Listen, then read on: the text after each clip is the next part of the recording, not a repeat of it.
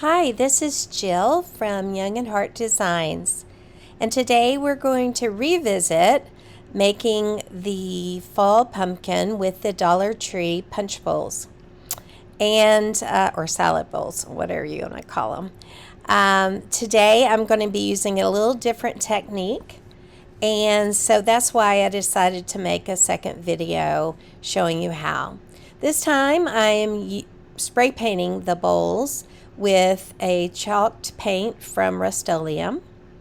After that had dried, I mixed together some Folk Art paint. I used the colors. One is I can't remember if it's like a mineral paint or if it's just the regular acrylic paint, but it's Cafe au Latte, I believe. And then the second one is one of their metallic paints in taupe. And I wanted a bit of a shine, but not too much of a shine. So this comes out to be a little gold, a little taupe, just a good fall color for the pumpkin. Now, what I'm doing is I am doing a dry brush technique here, where you just take a little bit of your paint, put it on the brush, and you don't want it too wet, and then lay it flat as you bring the brush across the edges of the bowl, and then that way the design of the bowl stands out. I did want some of the white to show through to kind of give it a little bit of an aged look, and so I was pleased with how it turned out using those colors. Of course, you can use any color. Here I have a soldering iron and I got this on Amazon. It was just about $7 or $8, but it's been worth its weight in gold because it is such a quick way to make a hole in plastic, and I've used it for different things. Today I made a wasp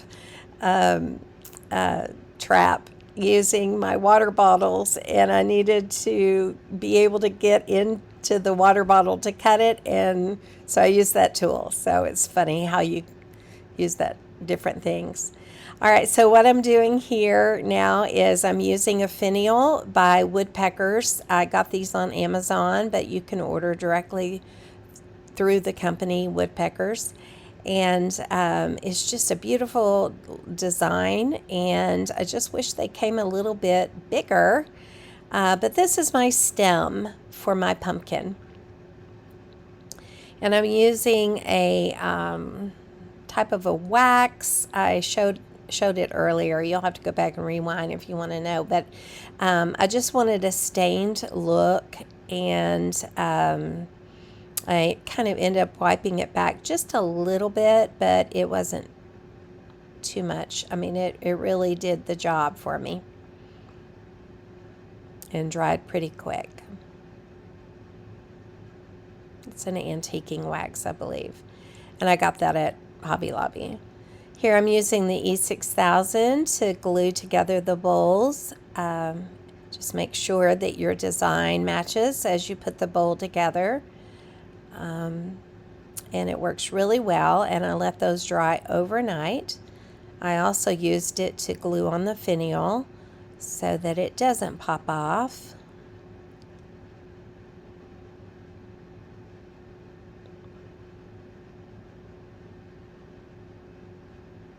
And again, make sure those designs match. And so I took some pieces that I had cut apart from some floral designs that I had purchased from Walmart.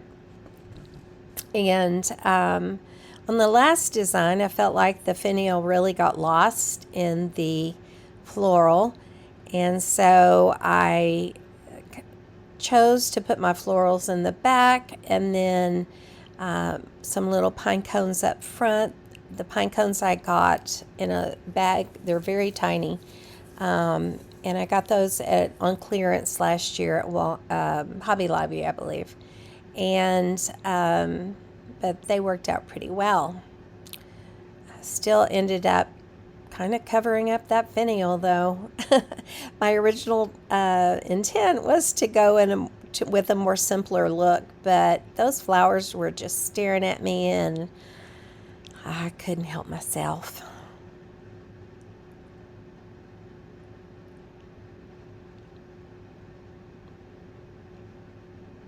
I decided to do a similar type of design on the smaller one as well, because sometimes people like to buy these in sets, and so I did the same type of thing using the same type of flower and the pine cones in front. Those are cute little pine cones.